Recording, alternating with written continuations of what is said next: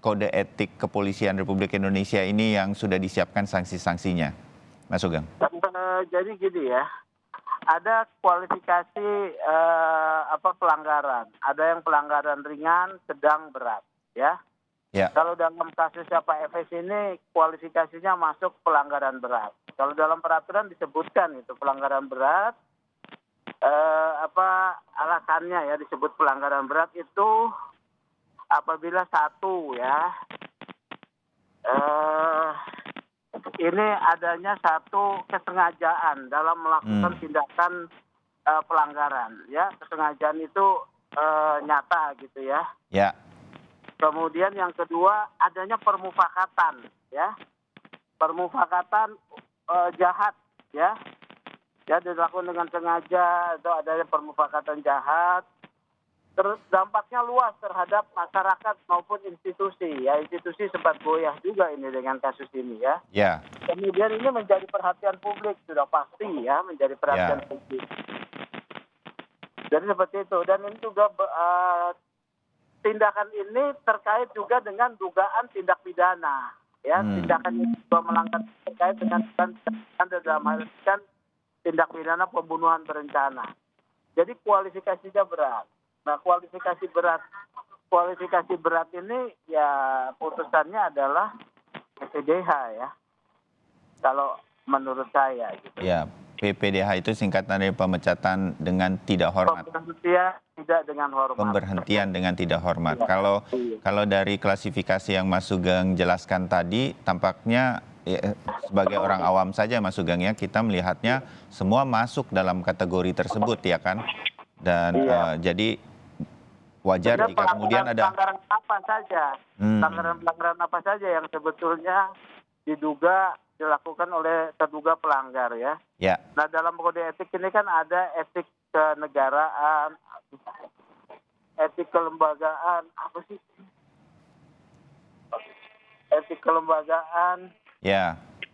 Ya, kemudian etik kepribadian ya. Nah ini ada beberapa nih yang berpotensi dilanggar. Itu pasal 5 ayat 1 ya. Ada klasifikasi etiknya pun ada sebenarnya dalam ini. Ya, seperti ini pasal 5 ayat 1 tentang etik kelembagaan ya. Setiap pejabat Polri dalam etik kelembagaan wajib menjaga dan meningkatkan citra, soliditas, kredibilitas, reputasi dan kehormatan Polri ya. Nah tindakan yang terjadi ini kan merusak seperti itu ya. Itu yang 5C ya. Kemudian menampilkan yang G-nya menampilkan sikap kepemimpinan melalui keteladanan, ketaatan pada hukum, kejujuran, keadilan ya. Ya. Seperti itu. Kemudian yang L menjaga, mengamankan dan merawat senjata api. Jadi senjata api itu diamankan atau dijaga agar tidak disalahgunakan. Ya. Betul, ada juga ya soal senjata api ya. Kemudian pasal 6 ya. Pasal 6 setiap pejabat Polri yang berkedudukan sebagai atasan wajib ini A, pasal 6A. Ya. Menunjukkan keteladanan dan kepemimpinan yang melayani. Ya. Ya. Seperti itu. Kepemimpinan keteladanan yang melayani. Kemudian etika kemasyarakatan juga berpotensi dilanggar. Pasal 7 huruf A.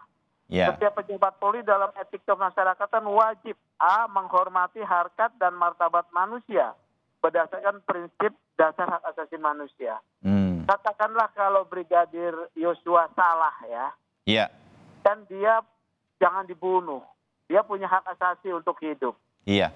Ditindak saja. Kalau ada kemudian hukuman disiplin fisik yang harus dilakukan oleh atasannya, dalam hal ini Pak FS ya, dia dilakukan ya. Misalnya kalau harus melakukan kekerasan yang tujuannya itu untuk mendisiplinkan dia. Kalau memukul itu di perut ya, atau berguling, atau dilaporkan ke polisi kalau tindakannya masuk dalam kualifikasi tindakan pidana misalnya ya.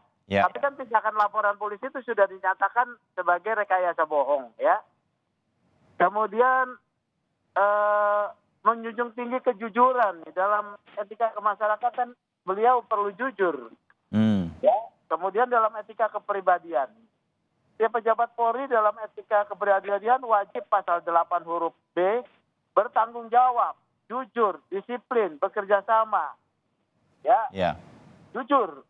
Peristiwa yang sudah terjadi harusnya ditanggung-jawabi dengan jujur, tidak menyeret 90 anggotanya. Kalau dia misalnya menyadari salah, langsung kemudian menghadap Pak Kapolri, menyatakan saya salah, tolong diperiksa, kan tidak ada 90 orang ini menjadi korban.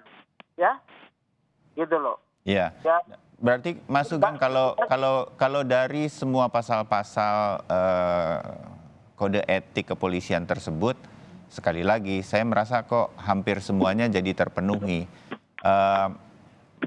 Tetapi ini semua nanti Komisi Kode Etik Kepolisian lah yang akan menentukan apa dan bagaimana, sambil yang ini yang paling penting, memberi kesempatan juga kepada Ferdy Sambo untuk menyampaikan alasannya.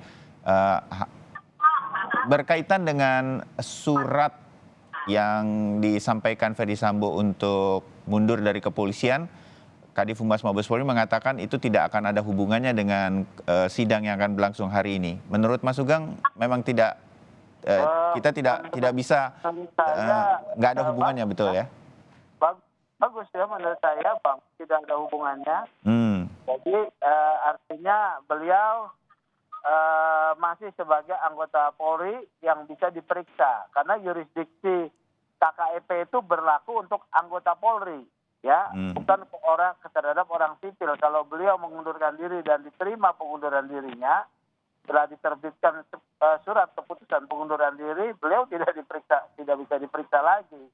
Oleh karena itu, artinya Mabes Polri telah menyatakan pemeriksaan ini akan berlangsung dalam status Pak Ferdy Sambo tetap sebagai anggota Polri, ya. Dan itu berarti berwenang. Komisi Kode Etik Kepolisian melakukan tugasnya. Ya. Tadi Kadif Humas mengatakan kepada media ketika ditanyakan sebelum jalannya sidang kode etik ini, itu hal yang hak pribadi dari Ferdy Sambo, tetapi tidak ada hubungannya dengan sidang kode etik. Satu lagi Mas Sugeng, ini kan ada saksi-saksi yang nanti akan dihadirkan, ada 5 perwira polisi yang dihadirkan di dalam sidang kode etik ini. Untuk sidang etik hari ini terhadap Ferdy Sambo, ini berarti tidak terhadap ke-5 orang saksi. Maksud saya, apakah ini juga nanti akan terjadi pada puluhan anggota kepolisian yang dianggap melanggar kode etik? Sidang kode etik seperti ini tuh nanti akan berlangsung kepada siapa saja sebenarnya? Kalau dalam kasus seperti ini, Mas Sugeng, menurut Anda sebaiknya seperti apa sidang kode etik nantinya? Sidang kode etik ini berlaku untuk setiap anggota, ya. Jadi satu pemeriksaan itu hanya untuk dilakukan pada satu orang anggota. Nah, hari ini kan memang agendanya adalah agenda pemeriksaan untuk terduga pelanggar Pak FS. Ya. Yang lainnya sebagai saksi. Ya, jadi yang pasti sidang pagi ini terhadap Pak FS. Saya tidak tahu kalau ada sidang lain dengan komisi kode etik yang lain yang ditunjuk Pak Kapolri, saya belum tahu ya. Tapi mungkin karena persidangan ini akan panjang ya. Dan panjang, saya rasa hari ini hanya sidang untuk Pak FS, fokus pada untuk Pak FS ya.